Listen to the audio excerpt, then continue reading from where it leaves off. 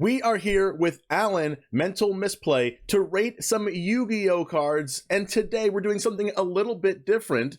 We are going to be giving him 3 different archetypes from Yu-Gi-Oh, and then he is going to have to decipher whether the archetype is good right now, whether the whole archetype has been good before but is no longer good, or has always been bad.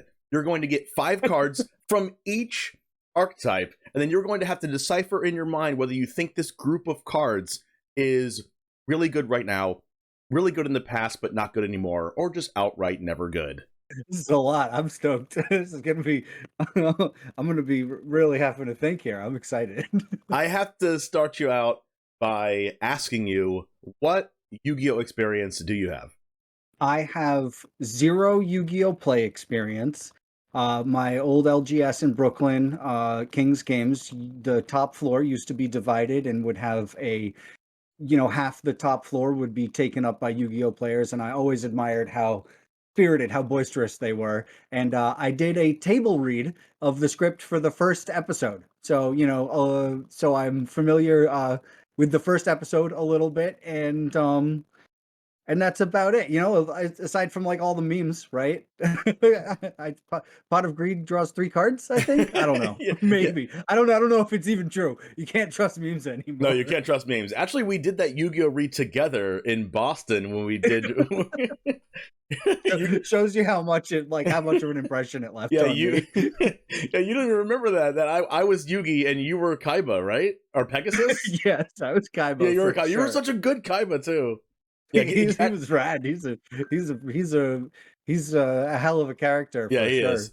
Your Kaiba was straight up on point. Well, we're going to see if you are also on point with this game that we're playing. Are you ready for the first group of cards? Yes, Fluanderies and Rubina, Winged Beast effect. Wow, it's a lot of words. I thought Magic It's a cards lot. had a lot of words. It's a lot of words. You can ask like what the symbols mean, what the little star means, what the attack and defense are, how everything works. Feel free to ask me anything you want. What's the numbers below the art? Is that reference to the card number or Yeah, that's the set. MP22? That's the set symbol and card number, and like card number from the from the set. Okay. If this face up card would leave the field, banish it instead. You can only use each of the following effects of Fluanderies and Robina once per turn. You cannot special summon during the turn you activate either effect. If if this card is normal summoned, you can add 1 level 4 or lower winged beast monster from your deck to your hand. Oh, so that's like a tutor. Mm-hmm. Then immediately after this effect resolves, you can summon 1 winged beast monster. Okay, so it gets a winged beast monster from your deck to your hand, and then you can play it. If Yep. a winged beast monster is normal summoned to your field while this card is banished, you can add this card to your hand. This seems kind of good. Like to be able so it's if this face up card would leave the field, banish it instead. So that's I don't know what banish means. So I feel like leave the field and banish are 2 different things, right? So it sounds like a graveyard exile type of scenario. And it seems like it's like a cool like an engine or a loop. Like it seems like you could probably do some fun stuff with this. Okay, so so there's a couple of things in this card that I need to explain to you. Okay. The level, which is the star on the top right, where it has 1 star. Uh-huh. A monster can have anywhere between like 1 and 12 stars. Yeah. 1 through 4 So stars, you can normal summon it once per turn, which is just play it from your hand, but you only get 1 normal summon per turn unless a card says otherwise. This is one of the yeah. cards that say Okay. otherwise, that you can normal summon in addition to your normal summon that you already have done. Okay? Okay. Yeah. Banished equals exile. Okay, yep.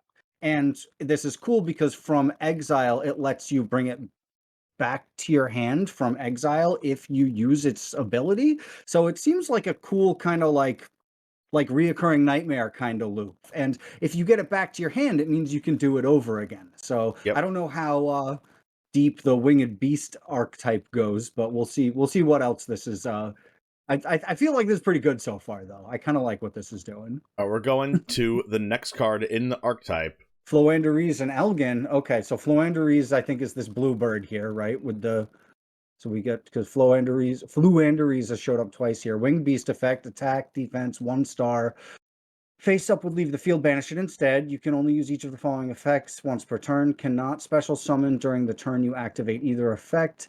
This card is normal summoned. Add 1 level 7 or higher from your deck to your hand. Then immediately after this effect resolves, normal summon a Winged Beast or monster. If a Winged Beast or monster is normal summoned to your field while this is banished, you can add it. So it's doing the same thing, except it's stronger. We've got level 7 instead. It's a slightly stronger...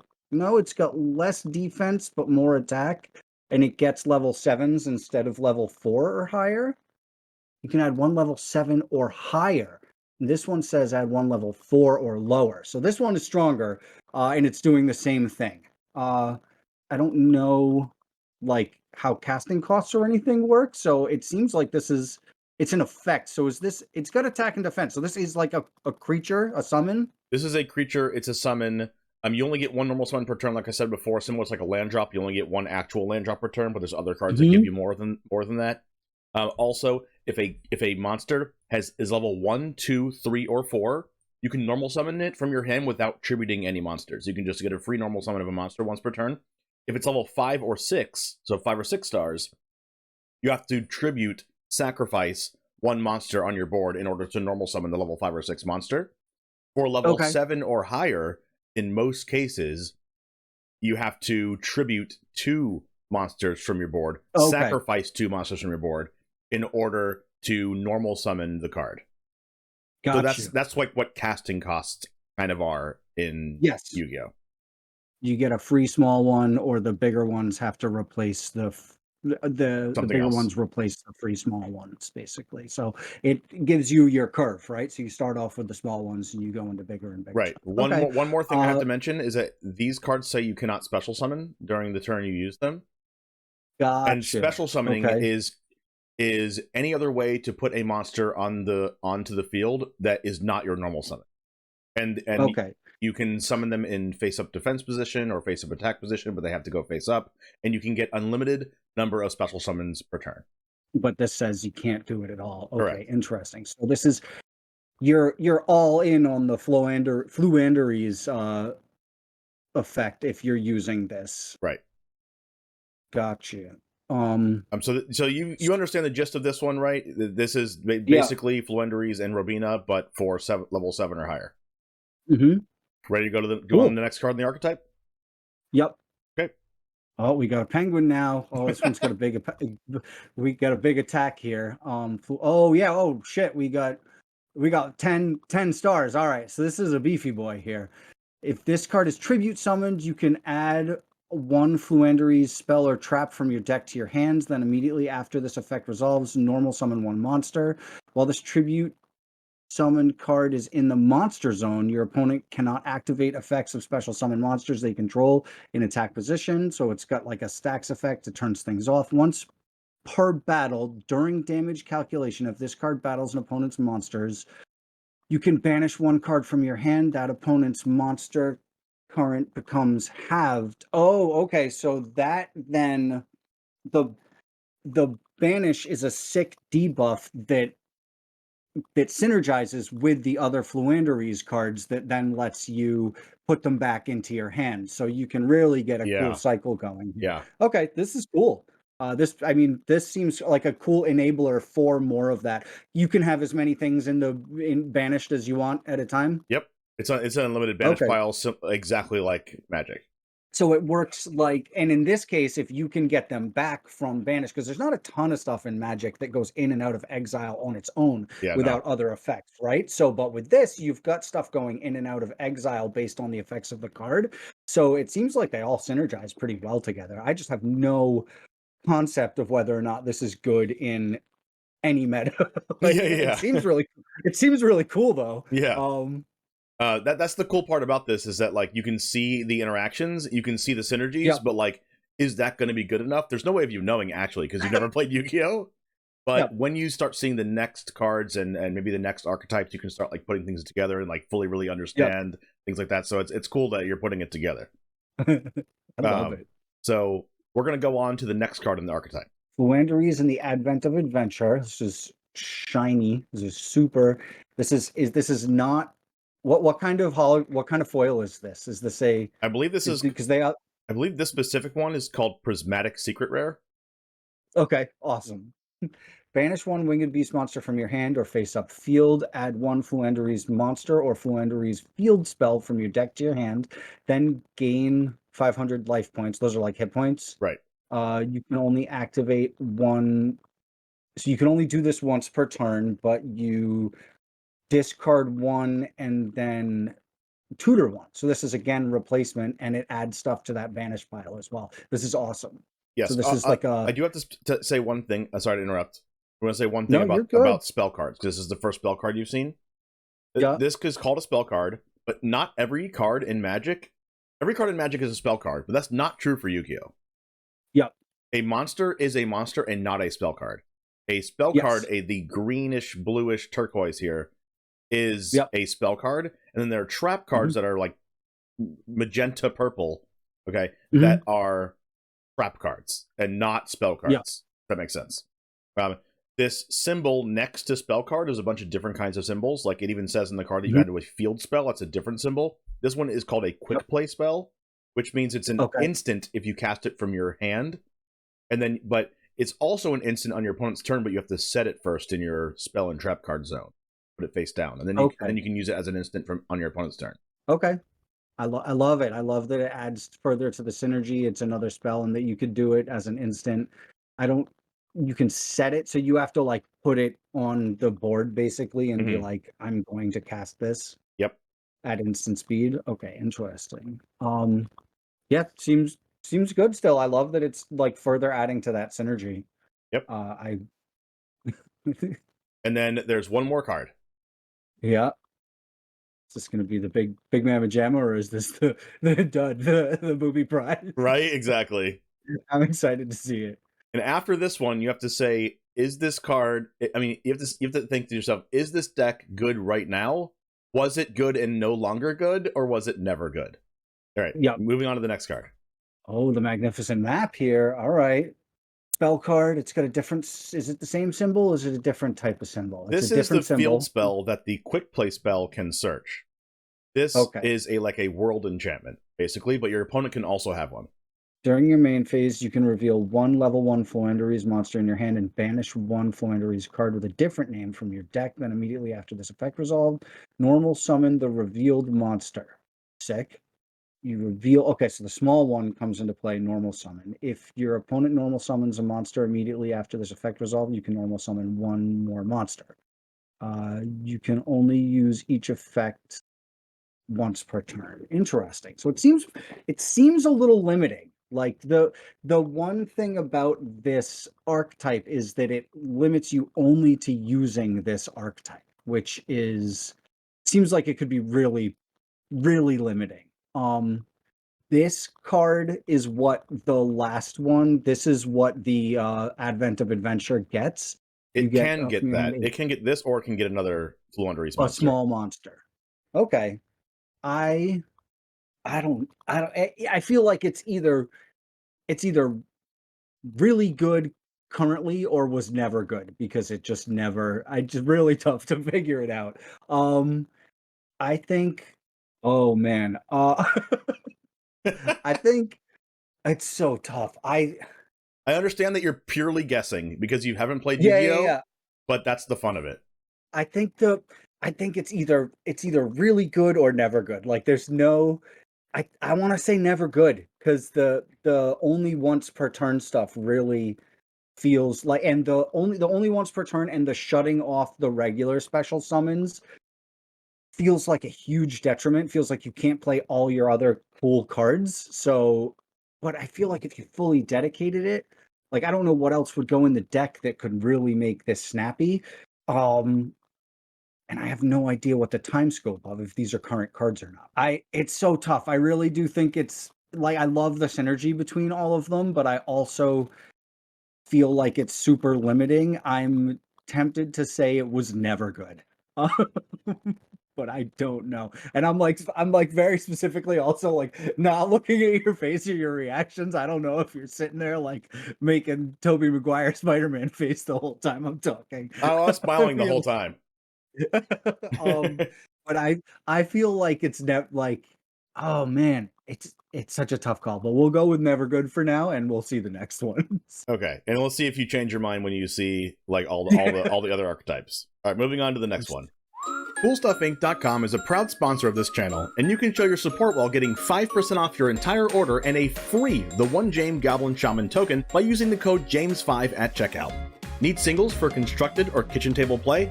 Looking to pick up sealed product or the latest in Magic accessories? We've got you covered.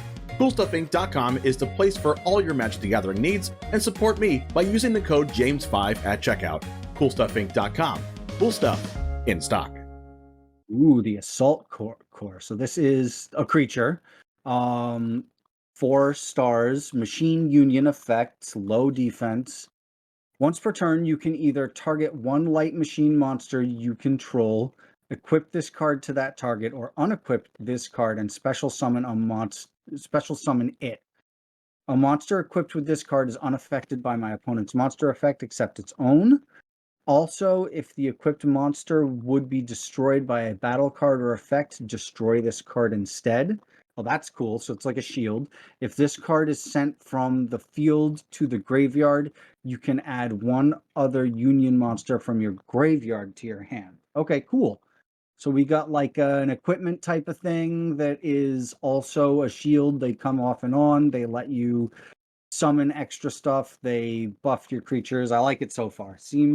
Seems good, but maybe a little clunky. Okay, and then we'll see the next one. I think you'll like this archetype.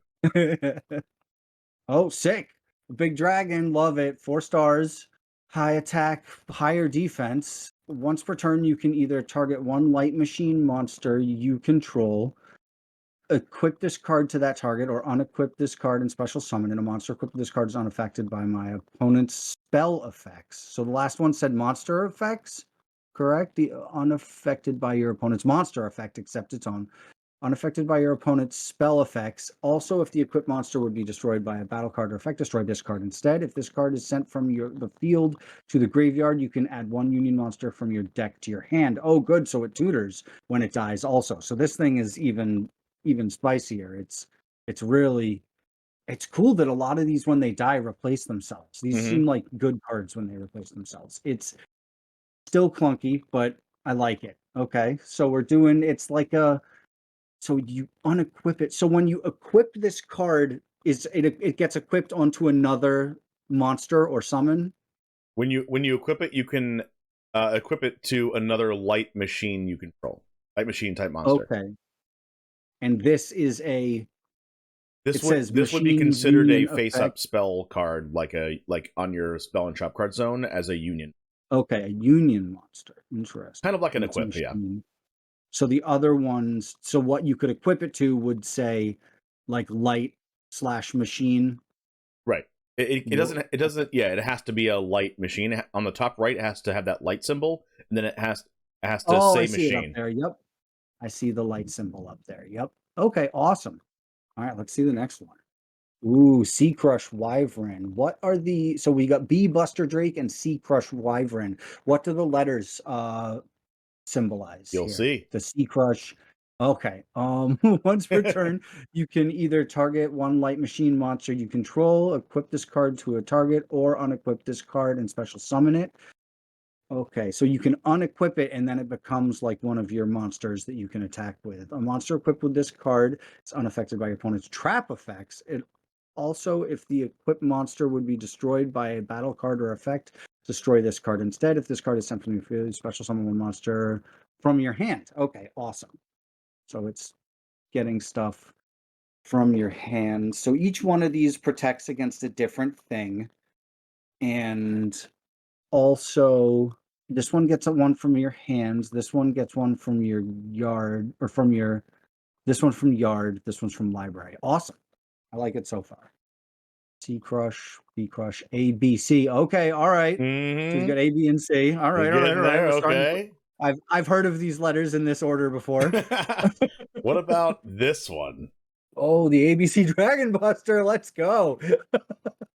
Machine fusion effect. All right. So if you've got all three of these goofballs, it's probably going to do something.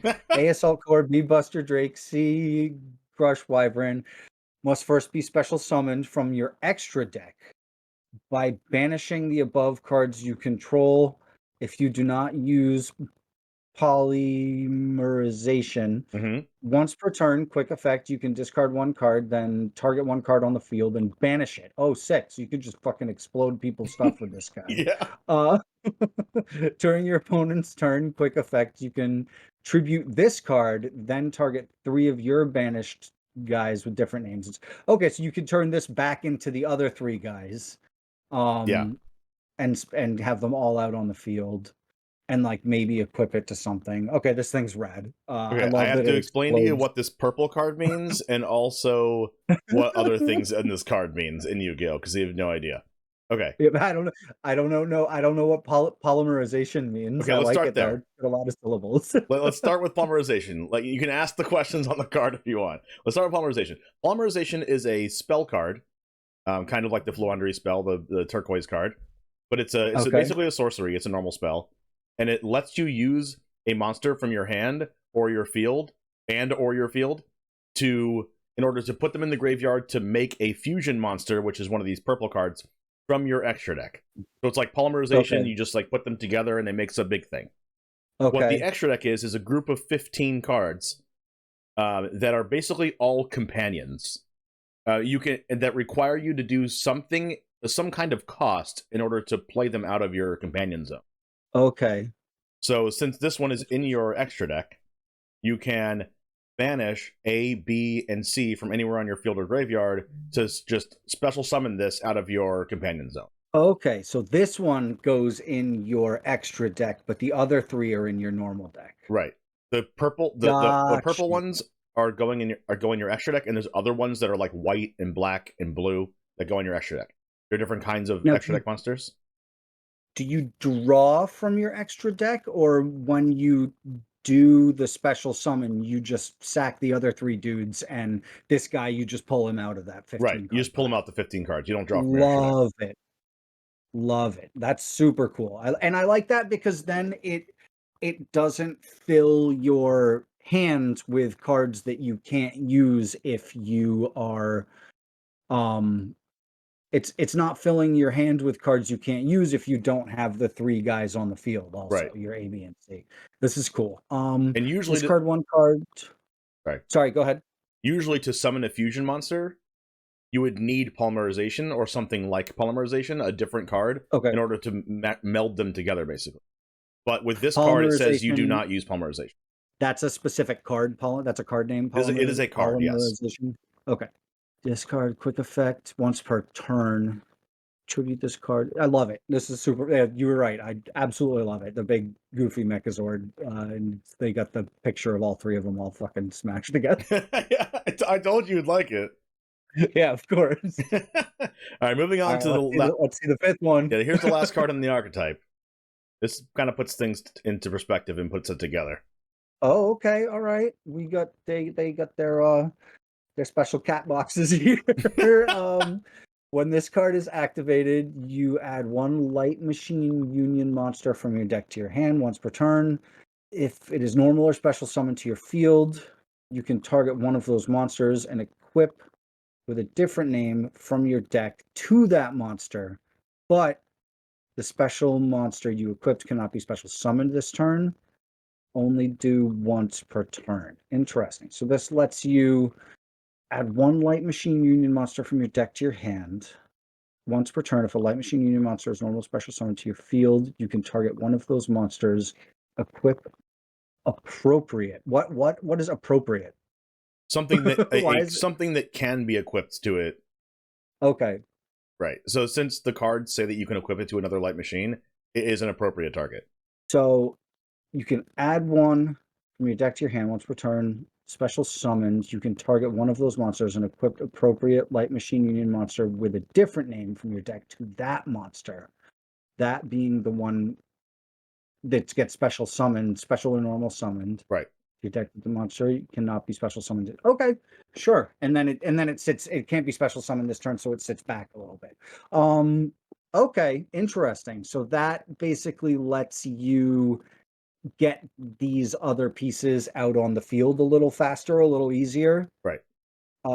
Okay, interesting. And the next turn you can summon it out of the spell and trap card zone if you want to, like like A, B, and C say. And it also, while it's equipped, gets the other effects. Like it can't be affected by monster effects or spells or traps, depending on which one you equip. Yep. Okay, I feel like this maybe this archetype is this like a machine union archetype? Yes. Or is this okay? I We call this the ABC deck. Oh, obviously. okay. ABC. So, and it's also tough because you're saying that the decks have names also, which makes me think like, okay, if these decks had names, then they must have been a relevant archetype at one point. Oh no, we call everything by their archetype name, regardless of whether it's good or not. Whether it's good or not. Okay, very funny. I think, and are there other? I guess this is a wider, more telling question, but are there other like ABC cards that you could do that do this effect and stuff? Has this archetype been explored with other cards? The archetype's been explored with like other light machine cards, but the ones you see now are the only cards that say A, B, and C in the name. Gotcha. I think it attack 3000 and it blows people's stuff up is so cool. Yeah. I think this was good. But not good now. I think not good now. Okay. We're moving on to the last archetype, and then you're going to put everything together and see if you want to change your mind on any of them. Yeah, I'll probably change my mind immediately. We're going to this one, this is pretty cool. It's showing something aside of Yu-Gi-Oh that you don't know yet. Okay. Magical Musketeer Caspar. This looks like a cool guy. 3 stars. Light. He's light. Okay. Fiend effect. Attack. High defense. During either player's turn, you can activate Magical Musket spell trap cards from your hand. Oh. If a spell trap card is activated in this card's column, except during the damage step, you can add 1 Magical Musket card from your deck to your hand, but not a card with the same name as the activated card. You can only use this once per turn. So during either player's turn.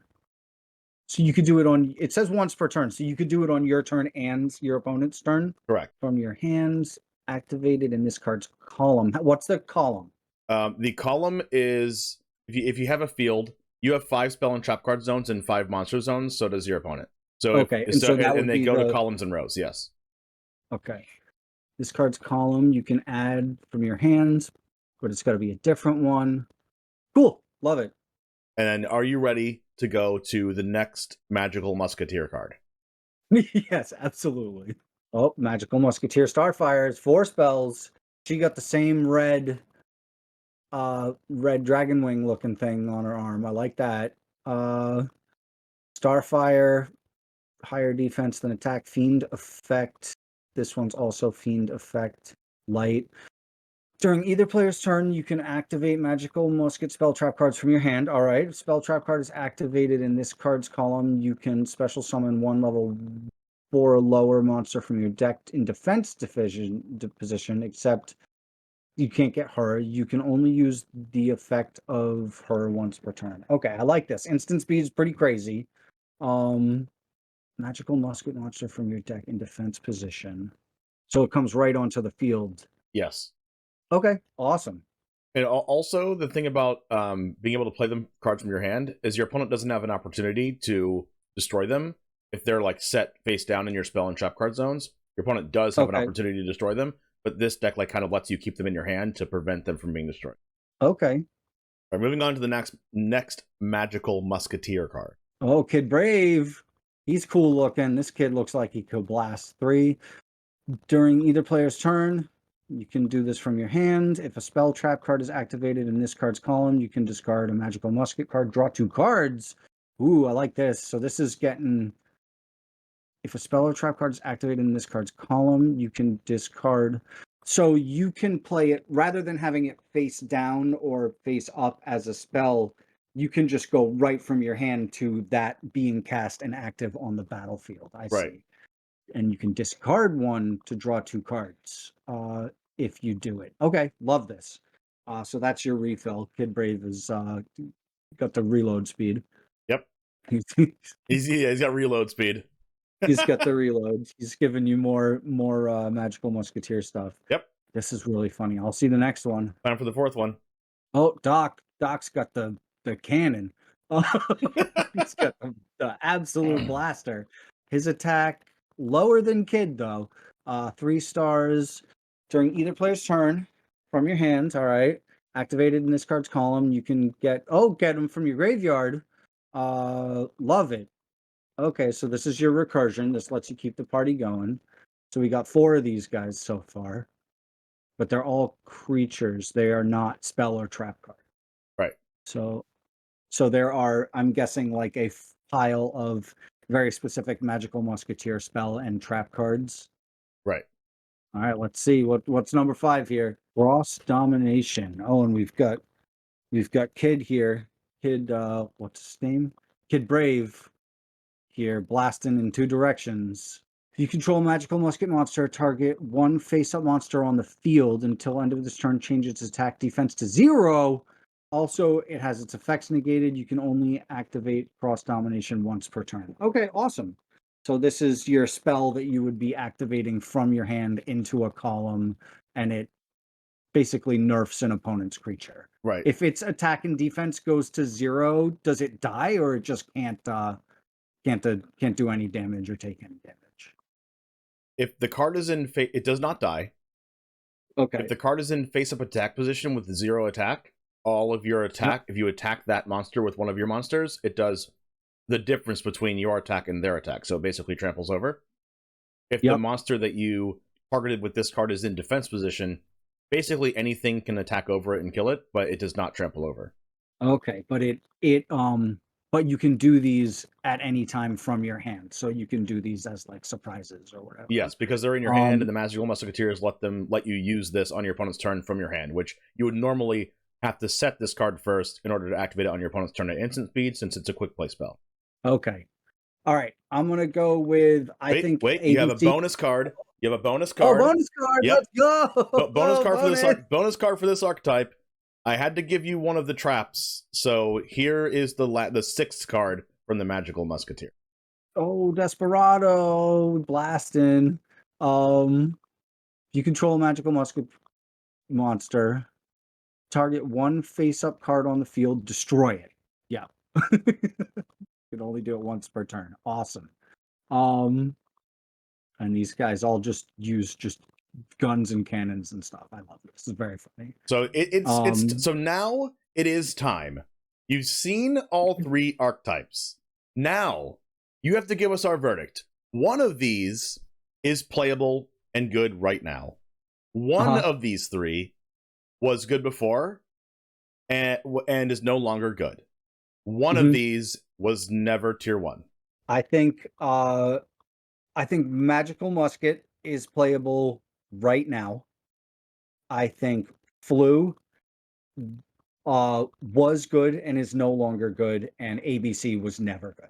Okay, final answers. That's my verdict. I think ABC was it. I want it to be good so bad, and I feel like it was never good. It was just ABC's too hard to make work. I think Magical Musket sounds like people are using it right now, and Flu was probably very good at some point. I think that's where we're at. I have to. Okay, now I have to give you my verdict, and if you're right or wrong. You are wrong about every one of them. So oh man, so let's see. In that case, maybe Magical Musket was never good? I have no clue. Are you ready for me to tell you what the context of these decks are? Okay. You're just wrong across. You're just wrong across the board. Oh, I love it. That's so good. Okay. What do we got? Magical Musketeers were never tier 1. Oh, never good, huh? It was too hard to play the cards in the column and have enough cards in your hand in order to keep facilitating the cards in the columns.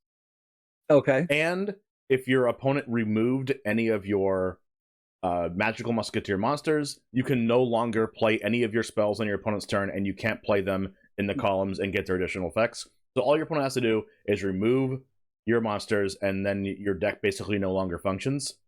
Doesn't work. So it was never tier 1. Okay. Now, moving on to the deck that was good and is no longer good now. ABC. ABC, yeah. Yeah. ABC used to be the best deck in the format. Oh, cool. Back in Invasion Vengeance format, which is when it came out. It was arguably the second best deck in the format due to a different deck that I haven't showed you, but there was a deck with a monster card called Totally Awesome, and it was a toad. That's the name of it. Oh, all right. Yep. And anyway, it's like a frog deck, trap deck, stun deck. But ABC was one of the best decks in the format, if not the best deck in the format, because I don't know if you put this together in your head or not, but the monsters still get their effects, even if they're put from the spell and trap card zone when they're in a union into the graveyard. They still get their effects. Okay. To search a card, to bring a card from graveyard back to hand, and also to special summon a monster from your hand. Also, those effects are not once per turn, like most cards say. Those ones are not, so you can just keep kind of looping it. And also, ABC Dragon Buster, the fusion monster, is very hard to interact with. You can discard a card, remove your opponent's card, exile your opponent's card, and then you can, in the same turn, tribute it, sacrifice it to bring back all the other ABC pieces, and then when you bring them back, the Union Hanger triggers again, and then targets your monster that you just summoned back on your opponent's turn to bring another ABC monster back. So you keep looping and cycling through ABC monsters and then bringing them all back, and it's just like almost an endless cycle of value. Okay. Speaking of endless cycles of value, Floowandereeze is playable right now. Okay. So part of where my head was at with it was the right now versus past was like just seeing kind of like what the archetypes were as far as like trending subjects is part of what I was thinking a lot about. And I thought like the guns and like the kind of gunslingery look, like the sci-fi fantasy gunslinger vibe, felt like it was something that could be contemporary, and the birds thing was maybe not super recent. So the question is, the ABC deck, when was that top tier deck? That was a top tier deck around 2017, 2016. Okay. Interesting. I believe. Could be 1 year before that, but I'm pretty sure I got the year right. Okay. Yeah. This is super cool. It's really funny to see them because I go ahead. Floowandereeze is playable right now, and it has done well in tournaments very recently, and is still a pretty feared deck to play against because it is the endless loop of card advantage, like you said before.